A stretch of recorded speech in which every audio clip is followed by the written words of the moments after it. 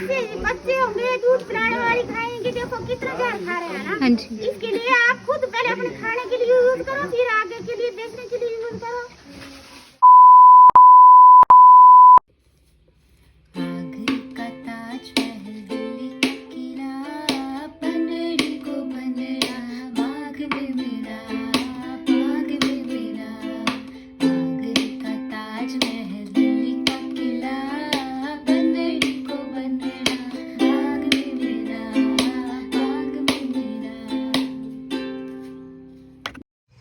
Hi everyone, welcome to my vlog and I am sorry अभी तक नहीं लिया मैंने इक्विपमेंट और अभी लेने वाली हालत में भी नहीं हूँ because I just bought a new phone, तो बहुत खर्चा हो गया है। तो एक हफ्ता हो गया मुझे ऐसे डेली घर से ऑफिस जाते जाते, और ऑफिस पहुँचने में लगते हैं मुझे 2.5 घंटे, और फिर ऑफिस से आगे फील्ड्स जाना हो तो सोने पे सुहागा 1-1.5 घंटा वहाँ लगता है। तो sum this up is like कि मेरा पूरा दिन ट्रैवल में जाता है। The golden hour in the morning. Also check out my skin, it's like going down every day. जब भी मैं घर आती हूँ मम्मी जी इज़ लाइक, हाय तेरी शक्ल ख़राब हो गई है, हाय तेने अपनी शक्ल का क्या कर दिया। I think it's because of travel, क्योंकि ट्रैवल में मैं पानी नहीं पीती ज़्यादा, नहीं तो फिर बार बार वॉशरूम जाने की दिक्कत। I hope it will get better. तब तक आप देख लो ये दाग धब्बे वाली शक्ल। और sometimes I feel really low कि हाय राम इतना स्ट्रगल क्यों है, इतनी मेहनत क्यों करनी पड़ रही है। But I kid you not, एक गाना है जो मैंने अभी अभी सुना है। I think I discovered it last week only, क्योंकि मैं बस में जाते जाते गाने सुनती हूँ। That is keeping me going, you know, that is keeping my spirit up. और वो गाना है आधा है ज़्यादा बाय हंसराज रघुवंशी, हमारे अपने बाबा जी। Do listen to it, check it right now. और अब देखो मेरा व्लॉग। सी या। उड़ते उड़ते चुन्नी मेरे जेठ जी ने देख ली, उड़ते उड़ते चुन्नी मेरे जेठ जी ने देख ली, गाँव मोहल्ला पैक मैं हो गई बदनाम, गाँव मोहल्ला पैक हो गई बदनाम, काली चुन्नी ओढ़ के मैं हो गई बदनाम, काली चुन्नी। अभी मैं निकल गई अपनी ट्रेनिंग लोकेशन के लिए। इधर से I guess it will take like 1.5 hour. Meanwhile, I'll show you around, like my struggle to capture the beauty around me. Let's see how it goes.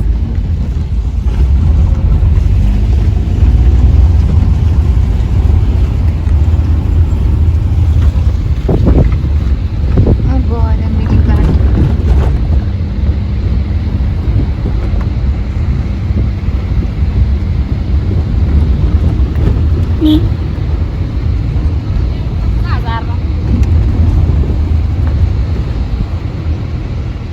अभी मैं पहुंच गई हूँ अपनी कैंप साइट पे। तो ये है, गांव का नाम है पोचिंग and it is very beautiful by the bay of river. और ये छोटा सा गांव है, very densely populated it seems, but beautiful.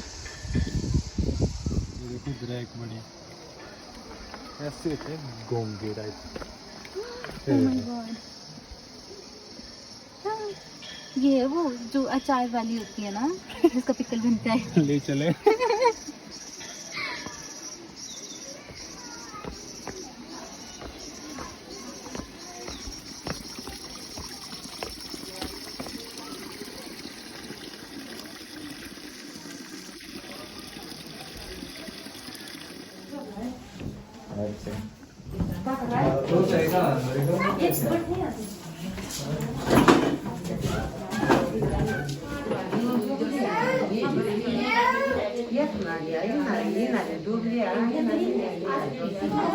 हाँ जी ऊपर करनी थी दीदी, पर कोई बात नहीं। डे 1 पे मैं कुछ ज़्यादा रिकॉर्ड नहीं कर पाई, पर हाँ उन्होंने हमें ये अमेजिंग समोसा खिलाया। आई kid you not, the best samosa I ever had in my life. तो हमने रुक के पूछा भी जिसने बनाया, तो उनसे थोड़ी बातचीत भी की और उसके बाद हम चले गए।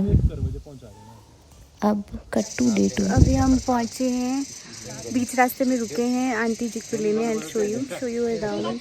The place is really beautiful और दिन भी आज का बहुत सनी है।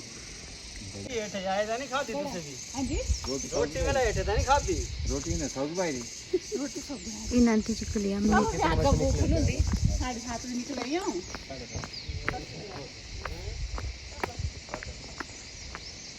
और वो वहाँ से आई है पैदल चल के, ये पूरा जंगल टाप के। I mean people here are really hard working. चलो जी पहुँच गए हम अपनी कैंप लोकेशन पे। Very sunny and breezy, a good day. ठीक है, अक्टूबर 2 दिन के शिविर के दूसरे दिन में बहुत बहुत स्वागत है। कल मैंने आपको थ्योरी बताई थी, आज हम प्रैक्टिकल करेंगे। लेकिन प्रैक्टिकल करने से पहले मैं आप लोगों के बीच में डिस्कशन सुन रही थी कि आप में से मतलब जैसे भैया जी बात कर रहे थे कि जब हम केमिकल खाद डालते हैं तो हमें फायदा ज्यादा होता है ना जी, सभी किसानों को यही लगता है। लेकिन आपने सिर्फ ये नहीं देखना है कि आपने कितने बोरी आलू बेचे, कितने बोरी आपने पत्ता गोभी बेची, आपने ये भी देखना है कि आपने कितना खर्च किया, है ना जी। जैसे मैं आपको एक एग्जांपल देती हूँ, उदाहरण देती हूँ एक, कि आपका 1 बीघा का खेत है, उस खेत को तैयार करने में कितना तक खर्च हो जाता है ना जी। 5-6 हजार का खर्च होता है कि नहीं होता है, जिसमें ट्रैक्टर का खर्च भी आता है, बीज का खर्च भी आता है, और ये जो खाद हम डालते हैं इतनी महंगी महंगी, इसका खर्च भी आता है, कीटनाशक डालते हैं उसका खर्च भी आता है ना जी। अब ये जो मान लो 6,000 का आपने 1 बीघा का खेत तैयार किया, इसमें से जो फसल निकाली मान लो वो बिकी आपकी 10,000 रुपए की, है ना जी। अब आपके पास बचे कितने पैसे, 6 आपने लगा दिए, 10 का बेचा, कमाया क्या, 4,000 ना, 10 में से 6 4,000 ना। अब देखो ये हो गया जो आप लोग कर रहे हैं, जो बाकी के किसान कर रहे हैं। अब हम देखेंगे प्राकृतिक विधि से तैयार किया गया खेत का हिसाब। अब देखो ज्यादातर खर्चा 50% से ज्यादा खर्चा हमारे इन केमिकल्स पे है कि नहीं है। तो ये 50% तक का खर्चा तो हमारा कम हो गया, है ना। ये तो 0 हो गया, क्यों? क्योंकि हम अपनी खाद खुद बना रहे हैं, कीटनाशक हम खुद बना रहे हैं। तो अब जिस 1 बीघा के खेत को तैयार करने में 6,000 रुपए खर्च होते थे, अब उसमें सिर्फ 3,000 रुपए लग रहे हैं, है ना। अब जैसे कि भैया जी बात कर रहे थे कि फसल कम होती है, फसल कम हुई, आपने इस 1 बीघा में से जो फसल कम हुई उसको बेचकर कमाए आपने 8,000 रुपए, 2,000 रुपए आपको कम मिले। लेकिन अब आप देखो आपने बचाया कितना, 8 में से 3 गए, कितने बचे, 5,000 बचे ना। फायदा कहाँ हुआ? जहाँ पे हमने प्राकृतिक वाला किया वहाँ फायदा हुआ ना। ये तो हुआ सीधा सीधा आपको पैसे का फायदा। दूसरा फायदा, जो ये आप सब्जी उगा के खुद खाते, आप खुद बीमार होते, आपके बच्चे बीमार होते, और जो बार बार आपको दवाइयों पे पैसे खर्च करने होते वो भी बचेगा, है ना जी। तो ये सब चीजें भी कैलकुलेट करनी। ये ना किसानों के दिमाग में, किसान भोले होते हैं, उनके दिमाग में ये बात बिठा दी है कि खाद डालेंगे तो फसल ज्यादा होगी, उनको फायदा ज्यादा होगा। लेकिन ऐसा नहीं है।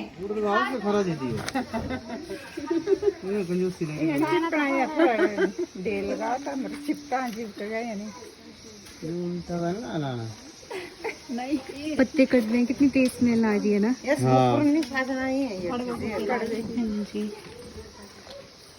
1/2 किलो बेसन, 250 ग्राम डालेंगे गुड़, थोड़ा सा ले लीजिए, मिक्स करेंगे।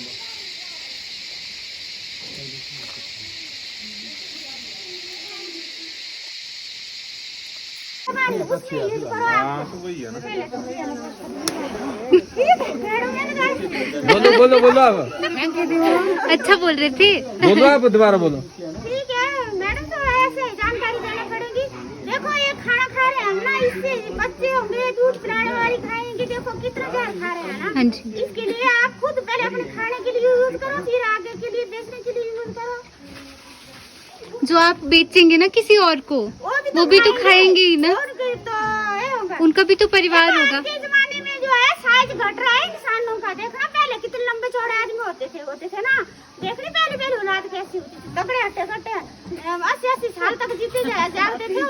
आजकल जो है 60 साल से ऊपर कोई नहीं खा रहा है, ठीक है।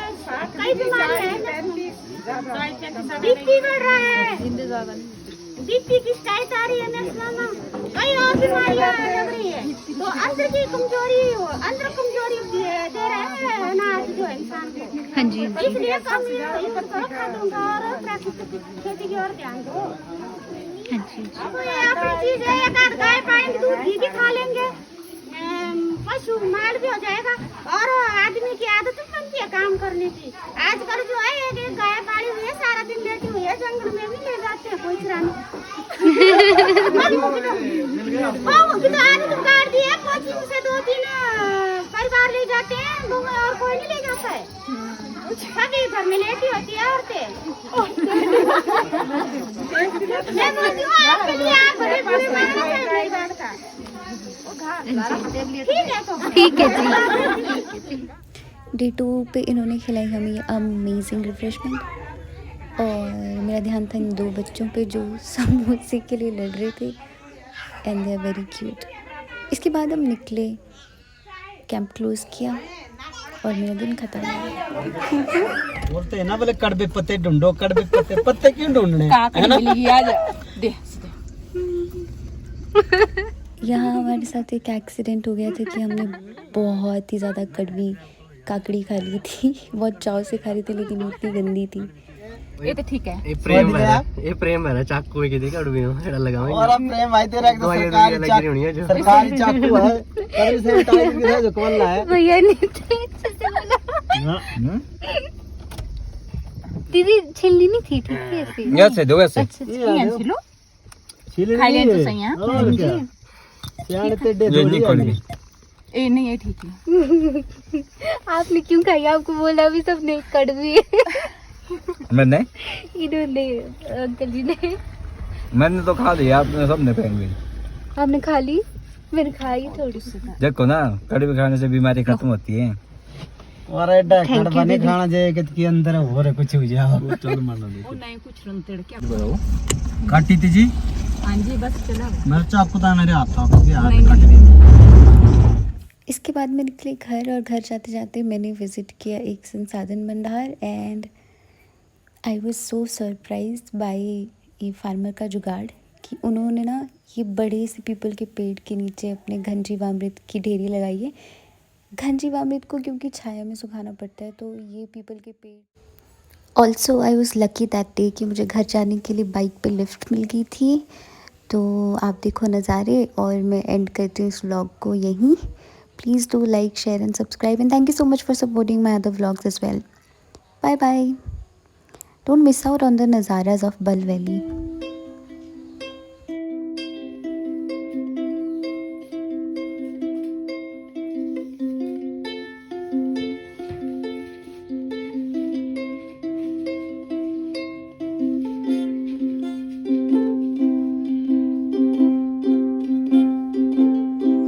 Bye bye.